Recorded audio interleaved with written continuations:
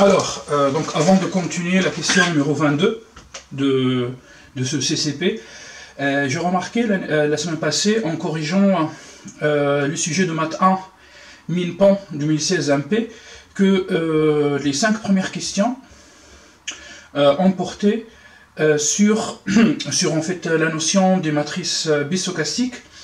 Donc, et spécialement la question numéro 3, 4 et 5, eh ben, se traiter de la même manière que dans ce concours CCP PSI.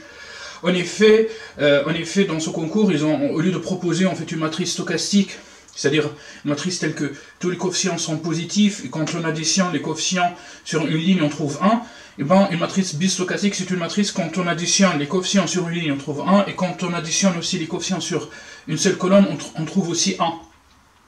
Donc juste pour vous dire en fait que ces matrices stochastiques, avec l'avènement des probabilités, sont devenues en fait un sujet vraiment chaud et classique en fait. Donc en fait j'ai trouvé ça dans disons dans la première partie. Enfin, disons en fait un concours des mines porte à peu près 22 questions, donc en fait le 1/4 de ce concours était apporté sur des questions usées, enfin traditionnelles et classiques. Donc, sinon, l'année passée aussi, en 2016, donc si on regarde par exemple le concours de BCE, ça c'est pour les écoles de commerce et de management. Oui, enfin le concours ça s'appelle EDEC. Donc, pardon, c'est pas ECE, c'est ECS, option scientifique. Donc le problème a porté aussi sur en fait des matrices stochastiques. Donc des matrices stochastiques 4-4, en fait avec une étude d'une chaîne de Markov. Et on va se trouver face en fait au même calcul, c'est-à-dire on diagonalise la matrice M, et on va trouver en fait cette fameuse matrice qui contient un 1 et tous les autres coefficients sont nuls. Après ça sert à rien de calculer la matrice, l'inverse de la matrice Q, et voilà. Donc juste pour vous dire que voilà, que les matrices stochastiques maintenant ne sont pas vraiment dans le programme, mais en fait c'est une extension traditionnelle et classique du programme en classe prépa scientifique, enfin ECE, ECS, BCPST, MP, PC, PSI et PT, d'accord? Bon, allez, on revient maintenant à notre concours. Donc CCP Psy 2016. Tac, allez, donc c'est bon, nous avons en fait déterminé à montrer que QP converge vers une matrice R, P tend vers plus l'infini, que l'on précisera en fonction de pi. Donc je vous rappelle que pi est un vecteur colonne, est égal à 1/4 fois 1. Donc étant donné que pi est une matrice contenant 4 lignes, une seule colonne, et R c'est une matrice contenant 4 lignes et 4 colonnes, donc pour fabriquer R à partir de pi, donc il suffit de penser à multiplier pi par en fait une autre matrice, mais cette fois c'est-à-dire une matrice en fait une ligne 4 colonnes. Donc on va pas trouver mieux que la transposée de pi. Mais en fait quand on multiplie pi par sa transposée, on finira par une matrice qui contient en fait des coefficients identiques, et tous ces coefficients sont égaux à 1 sur 16. Donc voilà pourquoi il suffit de multiplier cette matrice par 4. Donc finalement R est égal à 4 fois pi fois la transposée du pi. Voilà, donc en fait, astuce pour savoir répondre à cette question, il suffit de penser à la multiplication matricielle. Bien sûr, en fait, ne faites pas cette faute, transposée du pi fois pi, en fait c'est une matrice 1,4 fois 4,1, donc on supprime les deux 4 qui se trouvent à l'intérieur, donc en fait on finira par un scalaire, d'accord? Donc c'est-à-dire une matrice 1,1. Donc on fait plutôt pi fois la transposée du pi. Alors, on a pi, c'est écrit comme ça, alors R, voilà R. Maintenant, je passe à la deuxième question. montrer qu'il existe un réel R dans l'intervalle 0,1 ouvert, tel que la norme de Q à la puissance P moins R est égale à grand taux de petit r à la puissance P. En fait, on sait qu'en topologie, c'est-à-dire dans le chapitre espace euclidien, c'est-à-dire quand votre prof vous a introduit les normes, en fait, il vous a dit que l'espace vectoriel est de dimension finie, donc toutes les normes sont équivalentes. Voilà pourquoi, donc en fait ici, on est libre d'utiliser la norme la plus adéquate. Enfin, moi j'ai pensé en fait au départ à la matrice, enfin à la norme infinie, la norme matricielle infinie, sauf que le problème c'est que nous on connaît pas en fait tous les coefficients de la matrice Q à la puissance P. Donc en fait je rappelle que la norme infinie d'une matrice A c'est le sup de la valeur absolue des coefficients de la matrice A, c'est-à-dire AIJ, avec IJ variant dans l'intervalle discret 1n. Donc en fait on va pas, voilà pour répondre à cette question, donc je ne vais pas en fait utiliser cette matrice, enfin cette norme, mais par contre on connaît la norme traditionnelle, ou bien classique en fait pour les matrices, et ben c'est la racine carrée de la transposée, de la trace pardon, de transposée de A fois B. Bien sûr, avec A et B de matrices carrées d'ordre n. Donc en fait, on va utiliser cette norme. Donc je rappelle que la norme de A, maintenant, devient la racine carrée de la trace de la transposée de A fois A. Donc voilà, tout ça, c'est brouillon. Mais avant, en fait, d'utiliser cette norme, donc allons-y, on va calculer la matrice Q à la puissance P moins R. Alors, donc, Q à la puissance P moins R s'écrit en réalité comme P1 D à la puissance P, P1 moins 1, bien la transposée de P1, moins R, mais nous avons vu que R, la matrice R, s'écrit comme P1 fois cette matrice contenant un seul coefficient non nul, enfin disons le premier élément de la base canonique de M4 de R, ensemble des matrices carrées d'ordre 4. Voilà. Maintenant, en fait, on va factoriser par la matrice P1 à gauche et à droite.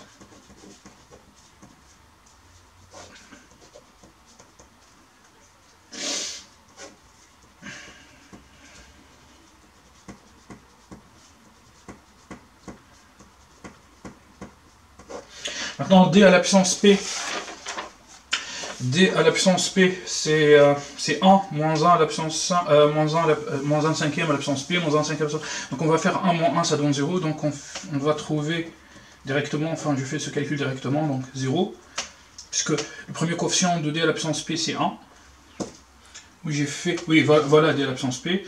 Donc 1 moins 1, ça donne 0. Puis on obtient moins 1 cinquième à la puissance P, moins 1 cinquième à la puissance P, moins 1 cinquième à la puissance P, et que des zéros.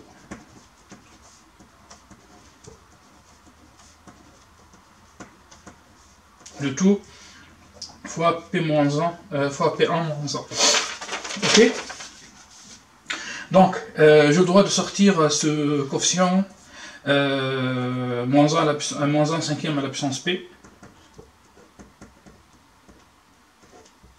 à l'extérieur. Donc il me reste quoi? P1 fois cette matrice, diag de 0, 1, 1. Donc je préfère expliciter, mais c'est pas grave. Diag de 0, 1, 1. Allons-y, maintenant on va appliquer la norme, donc cette norme.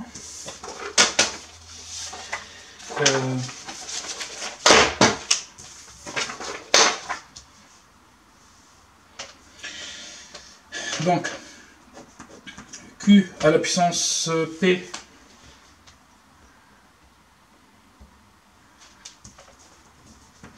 moins R est égal à, enfin en norme, est égal à la norme de moins 1 cinquième à la puissance P fois la matrice P1 fois cette matrice, enfin, je vais écrire diag de 0, 1, 1, 1, ça n'a rien d'explicité, enfin, je finis la norme, donc en fait, là j'ai un scalaire, donc comme je le sors de la norme, en fait, je passe à la valeur absolue, tac, ok, fois la norme de cette matrice, ou bien de ce produit.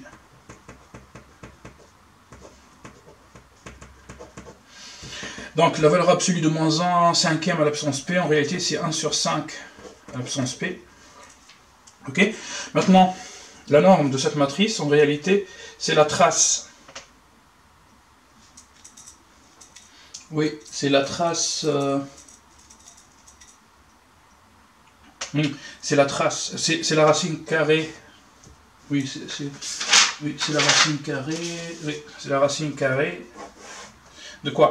De la trace de quoi? De la transposée de P1 diag 0, 1, 1, 1 P1 moins 1 pardon, enfin la transposée porte sur toutes les matrices fois quoi? Fois P1 diag de 0, 1, 1, 1 P1 moins 1. Bon, je ferme les parenthèses pour la trace. Donc 1 cinquième à la puissance P. Maintenant, transposée de ce produit, en réalité, enfin j'écris trace, c'est la transposée de P-1. La transposée de matrice diagonale, c'est la même matrice, parce que c'est une matrice diagonale. Transposée de P-1, c'est P-1 fois P1 diag matrice diagonale, tac, P1 moins 1. Allez, P1 à la puissance moins 1 fois P1, en fait c'est l'identité. Donc il me reste quoi? Il me reste en fait 1 cinquième fois la racine carrée. Allez, on sait que en fait, imaginons si nous avons A est égal à P, B, P-1. Donc on dit que A et B sont deux matrices semblables, enfin P est une matrice inversible, donc son inverse est P-1, A égale à P, B, P-1, donc A et B sont deux matrices semblables, donc la trace de A est égale à la trace de B. Donc voilà, donc ici j'ai transposé des P-1, et j'ai P-1, enfin les deux matrices sont inversibles, donc la trace... oui, j'ai oublié en fait. Je rappelle juste que diagonale de 0, 1, 1 fois diagonale de 0, 1, 1, en fait c'est diag de 0, 1, 1, 1. C'est la même matrice. Vous pouvez vérifier le calcul. Ok. Maintenant. Oui, bien sûr, oui. Oui.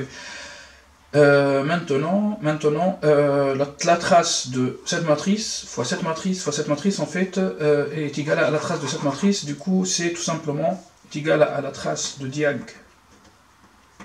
de 0, 1, 1, 1. Donc 1 cinquième à la puissance P fois la racine carrée de 3. Ah, très bien. En fait, on sait depuis l'analyse, allez, on sort de l'algèbre, on revient à l'analyse, on sait depuis l'analyse que f de x est égal à grand taux de g de x. Je rappelle bien grand taux, hein, je n'ai pas dit petit taux.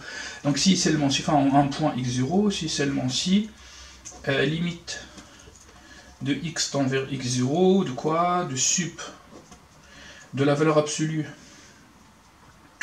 de g de x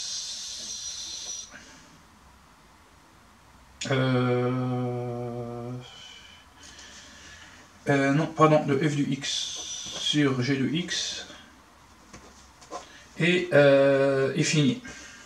D'accord? Ou bien, autrement dit, si on arrive à trouver que f de x est inférieur ou égal à m fois g de x, avec m strictement positif, en fait on a le droit de dire que f de x est grand taux de g de x. Donc en fait nous avons trouvé que cette norme, c'est une quantité positive, racine de 3, fois 1 cinquième à la puissance p, donc en fait nous avons le droit de dire, implique la norme de Q à la puissance P moins R est égal à grand taux de 1/5 à la puissance P. En fait, bien sûr, quand on envoie P vers plus l'infini, 1/5 à la puissance P tend vers 0, Q à la puissance P tend vers R. Voilà. Très bien. Donc, nous avons répondu à cette question. Donc, qu'est-ce qu'il reste maintenant? Allez, en déduire que Pn admet une limite indépendante de la loi de x0. Oui, c'est une... En fait, on parle en fait d'un état invariant. Donc, c'est la troisième question dans cette question 22. Pn, je reviens, Pn. Ah, voilà. En fait, nous avons montré, donc, d'après la question Q18, nous avons montré que P, maintenant en fait vecteur colonne, P indice n, Q, c'est Q à la puissance n fois P0. D'accord? Maintenant,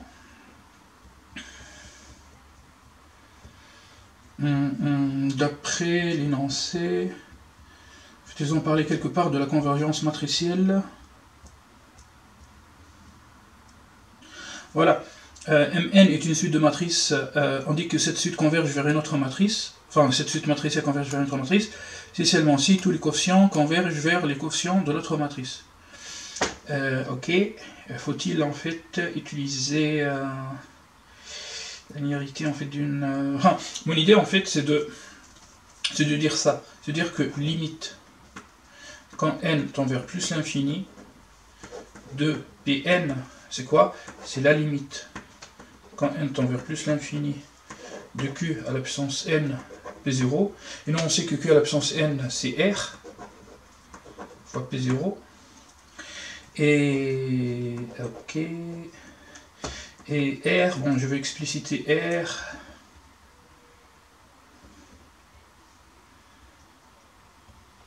R c'est quoi? C'est un quart de, oui, cette matrice contient que des 1/4.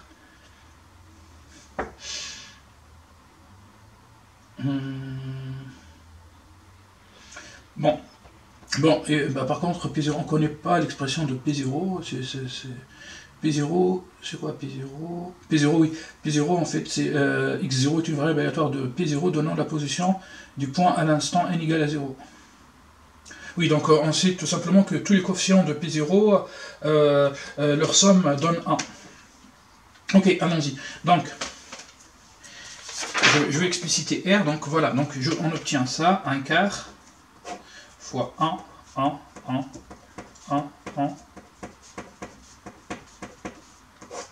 fois P0, bon, allons-y, on va mettre P1, P2, P3, P4, d'accord? Bien sûr, on sait que P1 plus P2 plus P3 plus P4 est égal à 1. Enfin, on fait une multiplication matricielle entre une matrice 4-4 et une matrice 4-1. Je supprime les deux 4 au milieu, il me reste en fait un vecteur colonne, c'est-à-dire une matrice 4-1, 4 lignes, une seule colonne. Et à chaque fois, je vais avoir P1 plus P2 plus P3 plus P4, et on sait que cette somme égale à 1. Donc en fait, on va trouver 1, 1, 1. Du coup, en fait, on va trouver pi. Donc finalement, P à la puissance n converge vers pi. Quand n tend vers plus infini, oui, on dit que Pn admet une limite indépendante de la loi de x0. Ok, donc la limite ne dépend pas de x0, donc ça va. Par contre, déjà pour avoir en fait le droit de passer à la limite, il faut dire, oui, il faut dire en fait que cette application est continue. Oui, il faut dire ça. Mais en fait, n varie. Attendez. Du coup, x associe q à l'absence n fois x est une application linéaire, ok, de M41 de R dans M41 de R. C'est-à-dire à chaque x, on associe q à la puissance n fois x. C'est un espace vectoriel de dimension finie, de dimension 4. Une application linéaire, c'est une application continue. Voilà. Révisez vos notions de topologie. Oui, la topologie, maintenant, c'est le chapitre espace vectoriel normé, je pense. Oui. C'est une application linéaire, donc continue. Donc, nous avons le droit d'appliquer la limite. Oui, nous avons le droit d'appliquer la limite. En fait, non, cette application en fait dépend de n, non. On va prendre une autre application, voilà, avec une matrice A. Avec A est une matrice dans 4, 4 de R. Voilà, voilà, maintenant, donc x associé A fois x est une application linéaire, donc continue. Donc en fait, nous avons le droit d'appliquer la limite, puis pof, vous calculez la limite, vous trouvez pi. Donc finalement, pi n converge vers pi, que ne dépend pas de x0. Interprétez le résultat obtenu.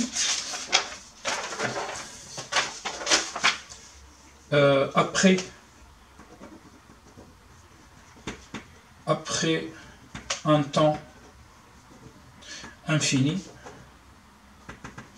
la particule a la même probabilité, ou bien a les mêmes probabilités pour se trouver sur les 4 sommets. En fait, on dit que l'état de la particule se diffuse, mais dans l'espace de phase.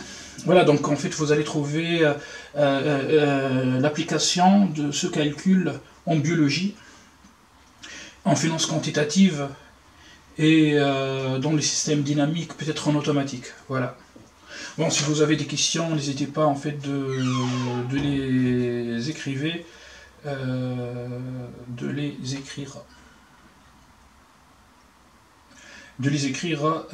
c'est-à-dire dans les commentaires. Merci beaucoup. Et maintenant, il reste combien? Eh bien, il nous reste en fait encore 5 questions et on va finir ce concours. Donc merci pour votre attention. Et à la vidéo suivante.